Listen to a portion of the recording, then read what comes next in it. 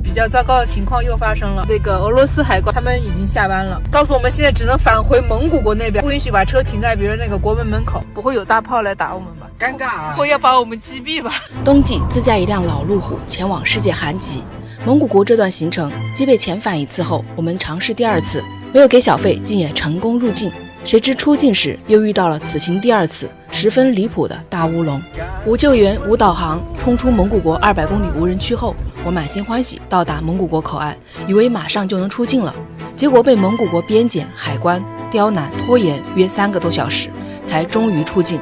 由于蒙俄时差，此时俄罗斯这边海关边检均已下班，两国口岸均已铁门紧闭，我们被迫滞留在两国国境线上。在这个蒙古国啊，被他们刁难了太长的时间。展开说说我们在蒙古国口岸被卡的3个小时之间经历了什么。蒙古国这边他就做了2个事情，我觉得这个真的是整的特别不专业。就是在我们的入境章有一个这个章子，他不是看不懂吧，他就是说需要在这个口岸上面去确认，打个电话去那边海关一问这是什么情况就行了，耗了我2个小时。而且他大概在半个小时的时候就已经打了电话了。他们花了2个小时去核实我们护照上1周前入境章上那枚取消章是怎么回事，剩下的1个小时就该谈谈钱的问题了。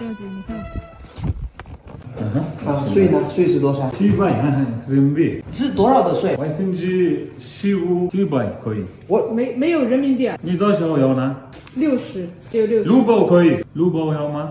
卢布现在也没有啊。dollar要呢？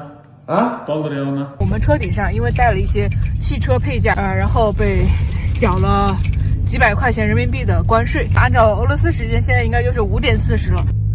终于办好手续了，蒙古国放行了，准备进入俄罗斯了。现在搞笑了，我们设想到的一些比较糟糕的情况又发生了。那个俄罗斯海关他们已经下班了，他们的系统已经关闭了，告诉我们现在只能返回蒙古国那边，还没有入境，不允许把车停在别人那个国门门口。这是属于蒙古国的一个问题啊。对，我们再三询问蒙古国那边，我们是否能够过去，他说可以。所以说你看这个蒙古国，他既然把我放出来了。对，他不管我们能不能进俄罗斯了，就这样。现在我们是在，这是里面是蒙古国的那个办公室，现在是我们刚刚出来的那个铁丝网，这旁边这些草地就是蒙古国和俄罗斯的边境，不会有大炮来打我们吧？唉，我也不知道，尴尬啊！会要把我们击毙吧？现在说按道理来说哈，我们已经出了蒙古了，对，但是进不了俄罗斯。但是我们现在在几不管地带啊。然后按照他们2个国家的说法，边境上是不允许逗留的。这该怎么办啊？现在上个厕所估计都是被监视的，因为这2个国家之间的哨所，他们都是互相瞭望的。你在这个边境线上做的一举一动都会被他们看着，都会被监视的。对，我们一直在跟他确认这个时间能否稍微快一点，其实是可以的，因为他们中间很多时间都是在闲聊，他一直跟我说能过去。等了有一会儿啊，这个蒙古国这边铁门还是开了，又让咱们进来了。现在前面那个车就是这边边检的长官，他开着他的车带我们到这个附近的小镇上，据他说有一家小宾馆，带我们去那儿住宿啊，也算是被蒙古国又留了一天。天不留人，人留人啊！本国的驾驶员也不好使，长官他陷车了，他卡住了。我现在跟着这一个所谓的海关的人员，我心里面其实非常忐忑。接下来咱们跟着他一起，会不会挖坑是不是？也就只能这个样子了，信他一回吧。这就是我们今天晚上住的地方了。这边边境小镇上一个当地人的家里，这里应该算是一个阁楼了。最后给了这个大叔100港币，然后再加21000蒙土。对，今天饿了一天，饿到不知道食物是什么滋味了。谁懂这一碗泡面的含金量啊？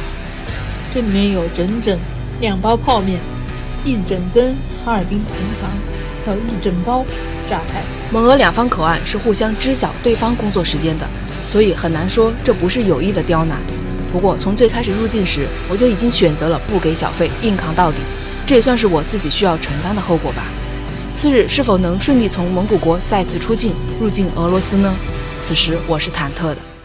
今天早上通过蒙古国又特别的有意思，那些工作人员全部都不见了，一人分饰多角，又扮演妖怪，又扮演神仙。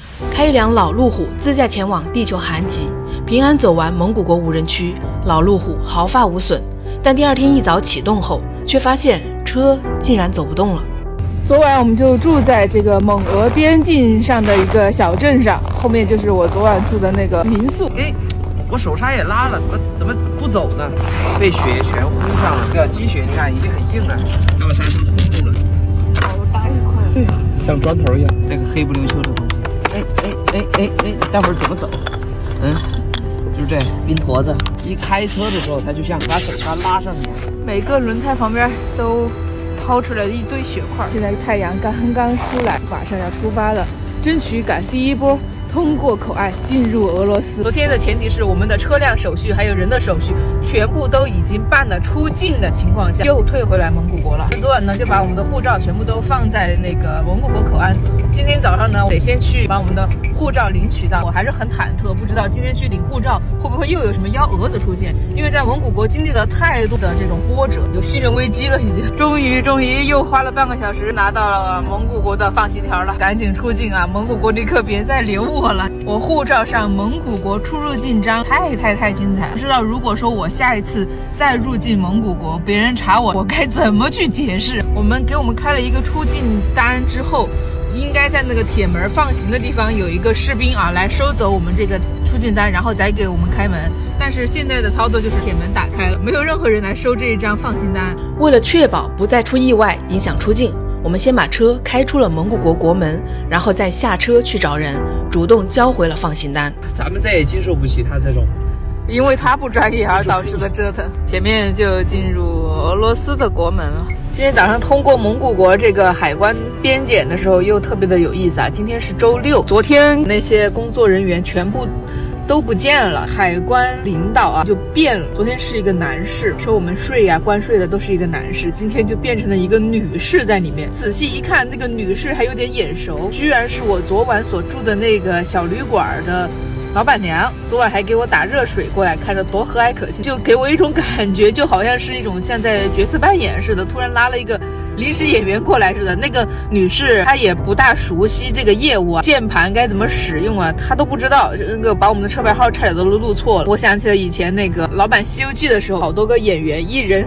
分饰多角，又扮演妖怪，又扮演神仙。从早上9点半到现在11点多了，依旧卡在这个俄罗斯的口岸外面前面的车辆检查完成了之后，他才能放我们的车辆进去。俄罗斯这边查车查的也相当的仔细啊，车里的全部东西都得拉出来，犄角旮旯全部都一一都要查，好事多磨啊！起个大早赶个晚集。现在11点半了，前面那个车好不容易检查通过了，这边的士兵给我说他们到了午饭时间，给我在这里活活再等1个小时啊！好消息1小时后，我们终于顺利进入了俄罗斯口岸。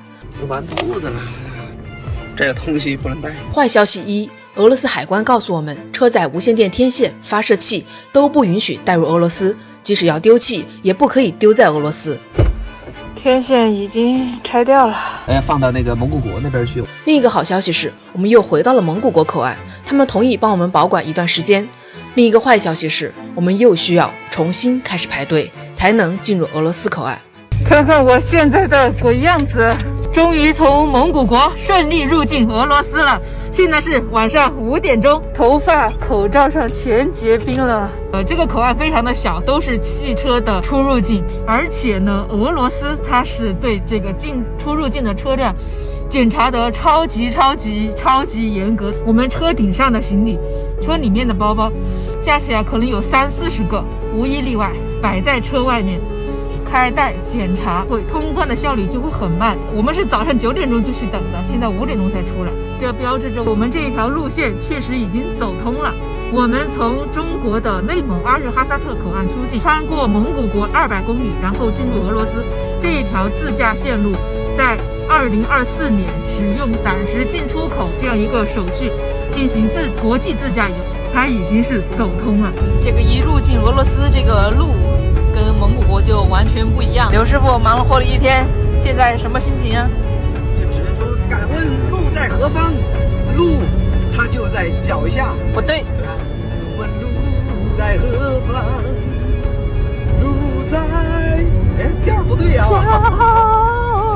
脚下。有人说家里待着不好吗？瞎折腾什么？有人说你不给小费就别想出蒙古国。有人说，你开着这车，你就到不了俄罗斯。可是行走在路上的意义，不就是用自己真实的体验去冲破对世界的刻板印象，用自己真切的经历去构筑对人世间的热爱吗？既然如此，这一路上或好或坏的经历，便都是最好的经历。入境俄罗斯之后，我的极寒之路也将正式开始。下一站，我将去到原属中华版图的俄罗斯小城尼布楚。